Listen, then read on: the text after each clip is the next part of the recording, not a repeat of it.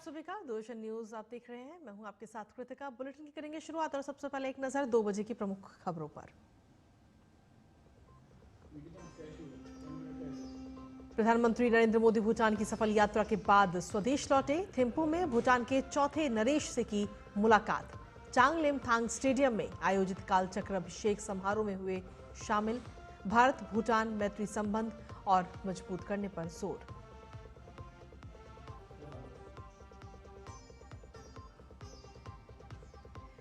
Delhi blast case में हो रहे नए खुलासे। दिल्ली पुलिस ने कार डीलर अमित को हिरासत में लिया। पूछताछ जारी। धमाके की सीसीटीवी फुटेज भी आई सामने। जांच में जुटी एनआईए।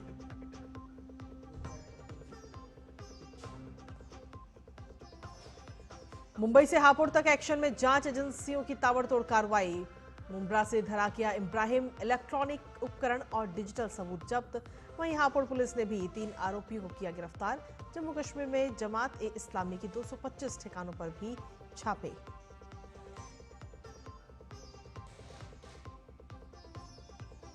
वायु प्रदूषण को लेकर केंद्र सरकार ने जारी किए दिशा निर्देश। हर सरकारी अस्पताल में शुरू हो चेस्ट क्लिनिक। तो वहीं सुप्रीम कोर्ट ने पंजाब और हरियाणा को पराली जलाने की घटनाओं को रोकने के लिए उठाए गए कदमों के बारे में जवाब दाखिल करने को कहा।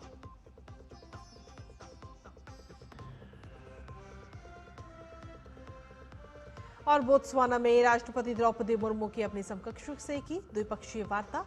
नेशनल असेंबली में भी होगा राष्ट्रपति का संबोधन।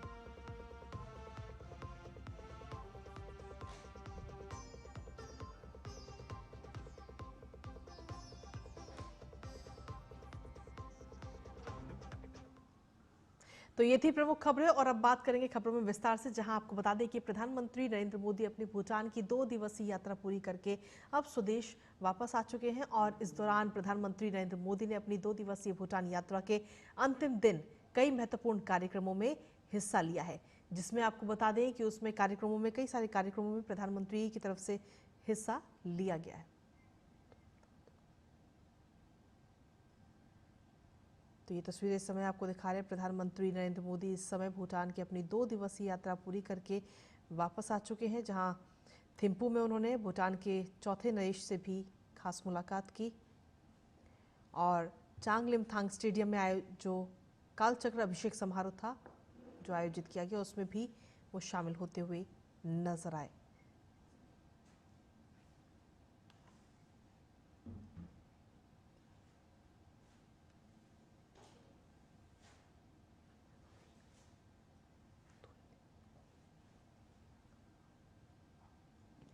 तो प्रधानमंत्री नरेंद्र मोदी की ये 2 दिवसीय यात्रा, और इस यात्रा से सीधे तौर पर भारत और भूटान के जो संबंध हैं वो आगे आने वाले समय में और मजबूत होते हुए नजर आएंगे।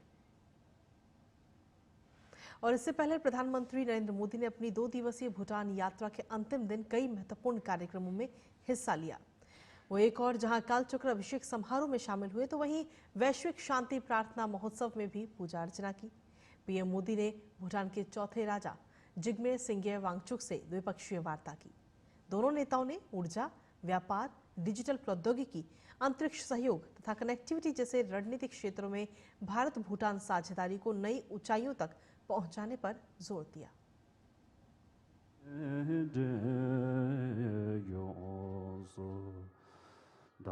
प्रधानमंत्री नरेंद्र मोदी का भूटान दौरा आध्यात्मिक सौहार्द और विकास की ठोस कवायद के समन्वय के नाम रहा।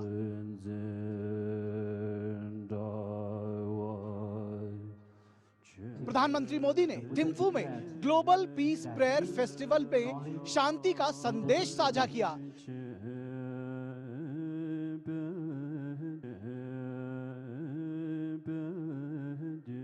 हाइड्रो पावर प्रोजेक्ट की बेहद महत्वपूर्ण परियोजना का उद्घाटन कर भारत और भूटान के बीच ऊर्जा साझेदारी को एक नई ऊंचाई भी दी। कैमरामैन विनय तिवारी के साथ निखिल सिंह, डीडी न्यूज, थिम्फू।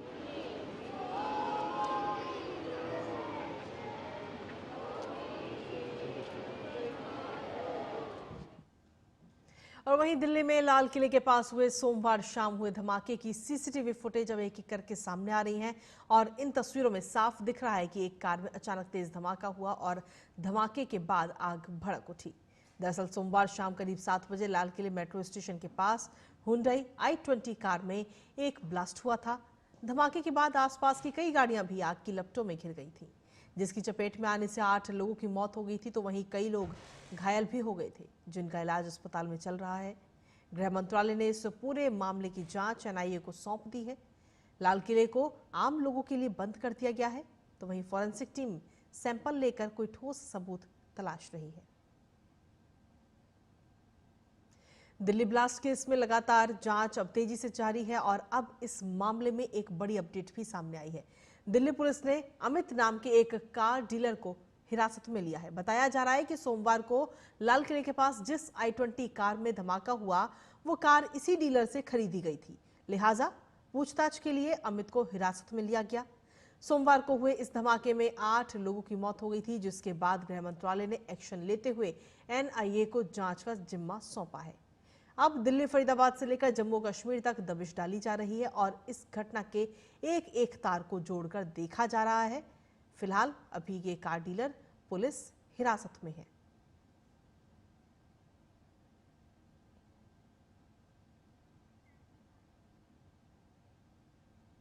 लाल किले के पास हुए कार ब्लास्ट की जांच एनआईए ने अब तेज कर दी है। एनआईए की टीम कई जगहों पर जांच कर रही है। एनआईए की टीम कार ब्लास्ट वाली जगह पर भी आज पहुंची और ब्लास्ट वाले दिन वहां जो जो गाड़ियां खड़ी थीं, उनकी छानबीन की गई। इन वाहनों के रजिस्ट्रेशन नंबर चेक किए गए और मालिकों से भी पूछताछ आगे की जाएगी। एनआईए ये पता लगाने की कोशिश कर रही है कि कहीं इन गाड़ियों में से किसी की कड़ी इस कार धमाके से तो नहीं जुड़ी। वहीं महाराष्ट्र में आतंकवाद विरोधी दस्ता यानी एटीएस ने मुंब्रा कौसा में छापेमारी करते हुए शिक्षक इब्राहिम आबिदी को हिरासत में लिया है। एटीएस की टीम ने इब्राहिम के घर से कई इलेक्ट्रॉनिक उपकरण और डिजिटल सबूत जब्त किए, जिनकी तकनीकी जांच की जा रही है। एटीएस की टीम तलाशी के बाद इब्राहिम को पूछताछ के लिए अपने साथ ले गई। दरअसल हाल ही में महाराष्ट्र एटीएस ने पुणे से एक आतंकी मॉड्यूल का पर्दाफाश किया था और इस मामले में गिरफ्तार संदिग्ध जुबैर, जो एक आईटी इंजीनियर है, उससे आतंकी गतिविधियों को लेकर पूछताछ भी जारी है। दरअसल जुबैर पेशे से इंजीनियर है और पुणे की एक बड़ी आईटी कंपनी में कार्यरत था।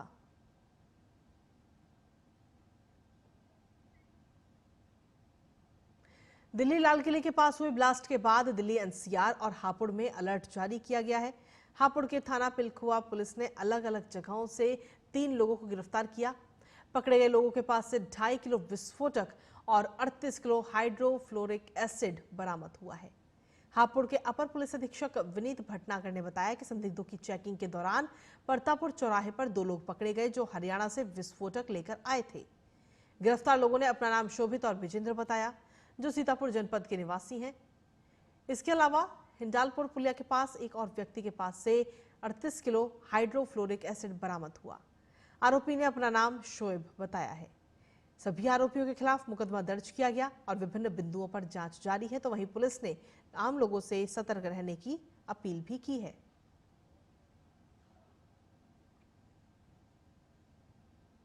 ये इस समय उत्तर प्रदेश पुलिस बहुत हाई अलर्ट होकर के जो रोड पर चलने वाले वाहन हैं उनकी और संदिग्ध व्यक्तियों की चेकिंग कर रही है। हमको जनपद हापुड़ में इसके कुछ अच्छे परिणाम मिले हैं, जो हम लोगों ने टोल पर चेकिंग करी है या और दिल्ली से आने वाले रास्तों पर चेकिंग करी है। इसमें पिछले दिनों में 3 घटनाएं हमको जो है 3 बरामदगियां हमारे पास हुई। जो सबसे पहले तो आपने बताया कि जो एसिड की बरामदगी हुई है, ये हाइड्रोफ्लोरिक एसिड है, जो कि प्रथम दृष्टया ये जानकारी मिली है कि जो कांच वगैरह की सफाई में और कांच के काम में जो उसकी डिजाइनिंग में ये प्रयोग में लाया जाता है। तो एक शोएब नाम का व्यक्ति जो कि मुरादाबाद का रहने वाला इसको लेकर के आ रहा था, लेकिन ये कोई इसका लाइसेंस नहीं दिखाया जा सकता और चूंकि ये विष अधिनियम के अंतर्गत इसमें कार्रवाई करी गई है। 35 लीटर बताया गया है डाइल्यूटेड हाइड्रोफ्लोरिक एसिड, यानी कुछ एसिड और उसमें जो उसको पानी मिला करके डाइल्यूट करते हैं, जैसा कि अभी प्राथमिक रूप से जानकारी हुई है। एफआईआर लिखी गई है और इसमें विवेचना के बाद में सारे तथ्यों की जानकारी होगी। प्रथम दृष्टया ये दिल्ली में पहाड़गंज से लेकर के आ रहे थे और ये कांच के रहने वाला ये व्यक्ति है और वहां में कांच की डिजाइनिंग का ये कार्य करता है। और वहीं राष्ट्रपति द्रौपदी मुर्मू ने बोत्सवाना के राष्ट्रपति डूमा बोको से मुलाकात की। राष्ट्रपति द्रौपदी मुर्मू और बोत्सवाना के राष्ट्रपति डूमा बोको के बीच द्विपक्षीय वार्ता हुई। दोनों देशों के बीच एकजुटता और सहयोग को बढ़ावा देने पर प्रतिनिधिमंडल स्तर की वार्ता भी की गई।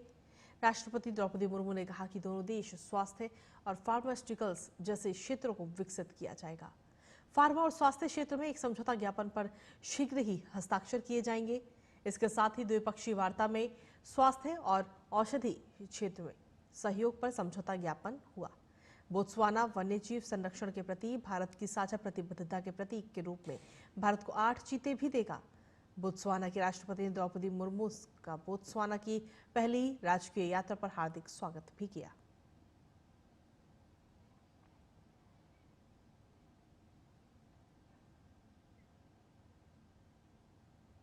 केंद्र सरकार ने दिल्ली एनसीआर में वायु प्रदूषण को देखते हुए दिल्ली और पड़ोसी राज्यों के लिए स्वास्थ्य दिशा निर्देश जारी किए हैं।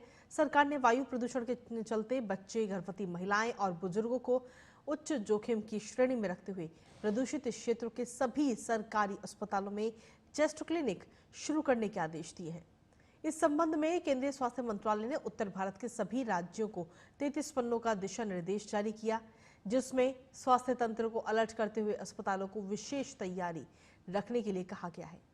केंद्रीय स्वास्थ्य सचिव पुण्य सलीला श्रीवास्तव ने मुख्य सचिवों को लिखे पत्र में कहा कि वायु गुणवत्ता लगातार खराब हो रही है, जो जन स्वास्थ्य के लिए गंभीर चुनौती बन चुकी है। हमें मिलकर एक स्वस्थ और स्वच्छ वातावरण बनाने की दिशा में काम करना होगा।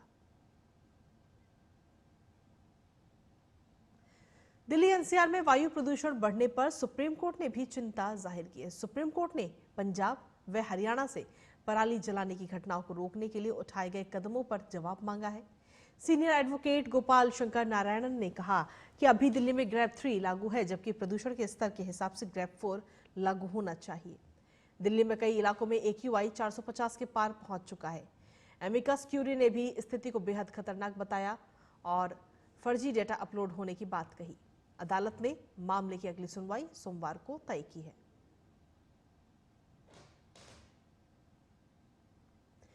इसके साथ ही एसआईआर को लेकर चल रही राजनीतिक खींचतान भी लगातार जारी है, जहां फर्जी मतदाताओं के नाम वोटर लिस्ट से हटाने की मांग को लेकर नेता प्रतिपक्ष शुभेंदु अधिकारी चुनाव आयोग पहुंचे हैं। शुभेंदु अधिकारी आज 37 फाइलों में 13,25,000 मतदाताओं के दस्तावेज लेकर चुनाव आयोग के दफ्तर में पहुंचे। इसके साथ ही उन्होंने दावा किया कि 13,25,000 वोट कांथी, तमलुक, बीरभूम, पुरुलिया और कूच बिहार लोकसभा क्षेत्रों के कई वोटर लिस्टों में शामिल हैं।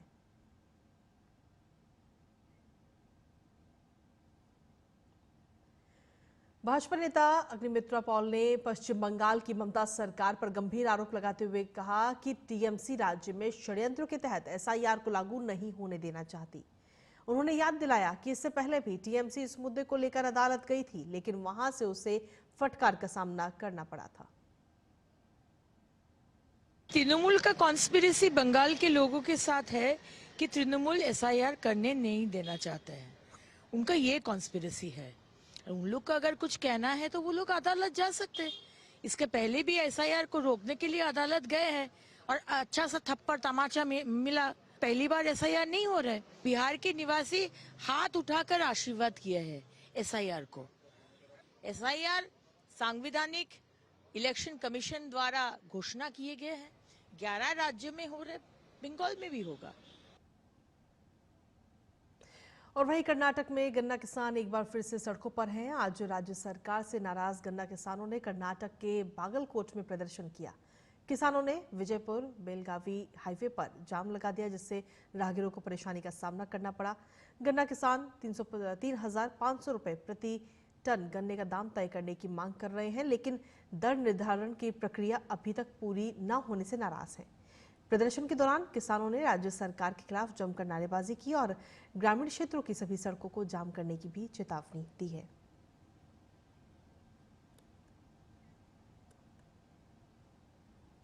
चुनाव आयोग ने बूथ लेवल एजेंट यानी BLA की नियुक्ति के नियमों में बदलाव किया। पहले BLA की नियुक्ति के लिए उस बूथ का वोटर होना अनिवार्य था, लेकिन अब आयोग ने ये नियम बदल दिया है।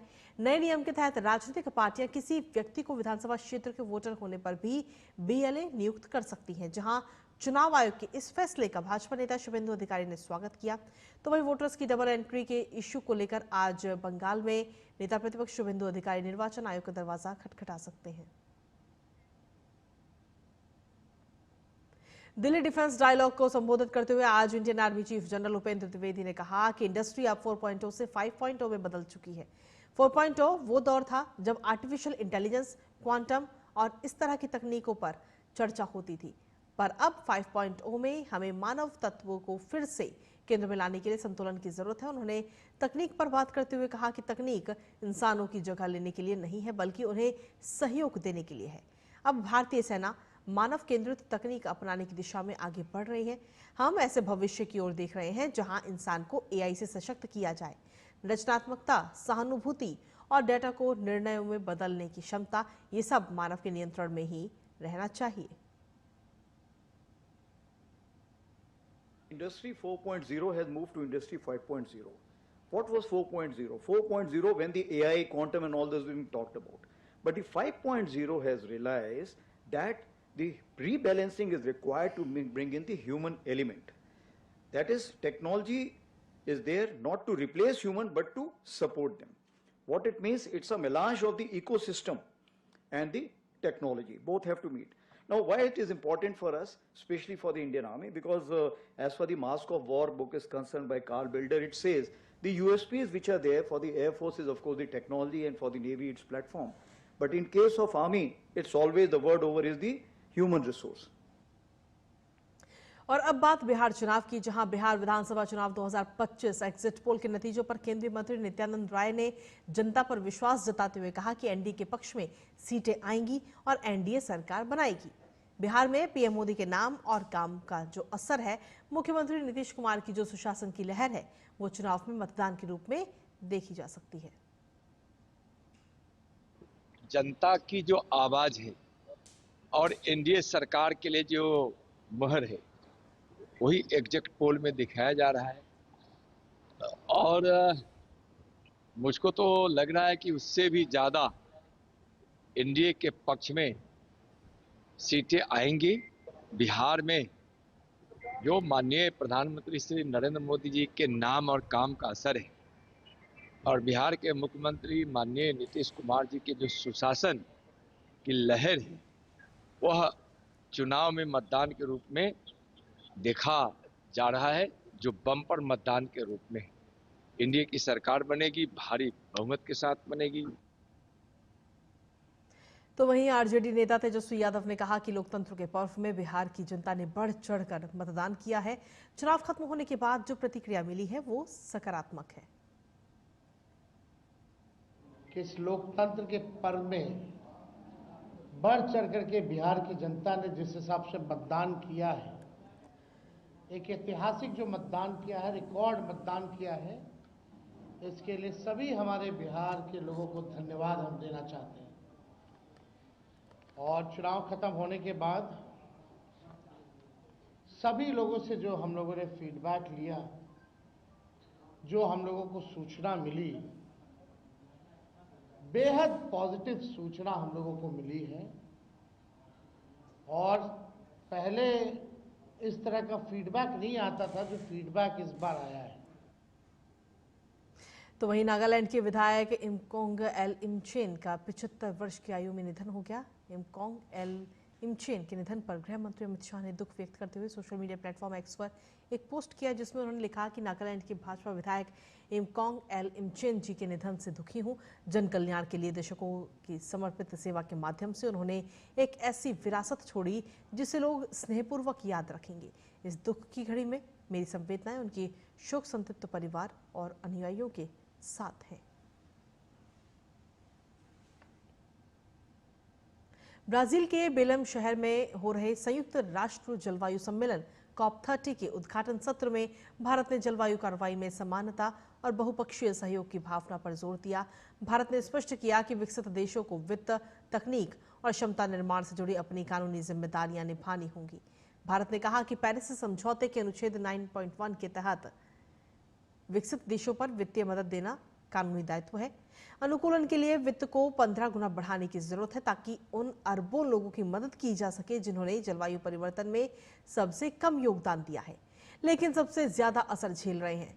साथ ही भारत ने दोहराया कि पेरिस समझौते की मूल भावना समान लेकिन अलग अलग जिम्मेदारियां बरकरार रहनी चाहिए और उसके ढांचे में कोई बदलाव नहीं होना चाहिए।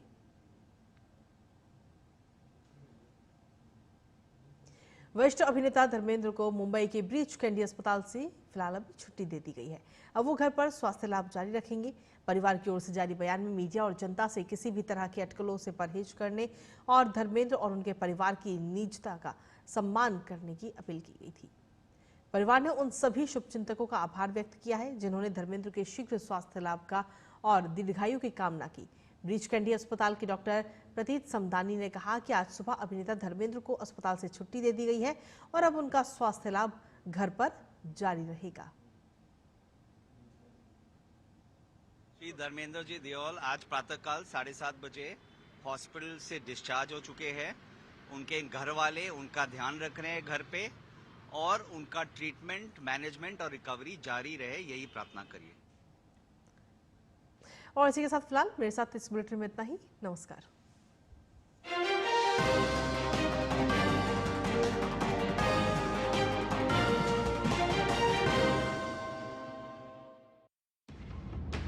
झूठ से भी खतरनाक होता है अधूरा सच और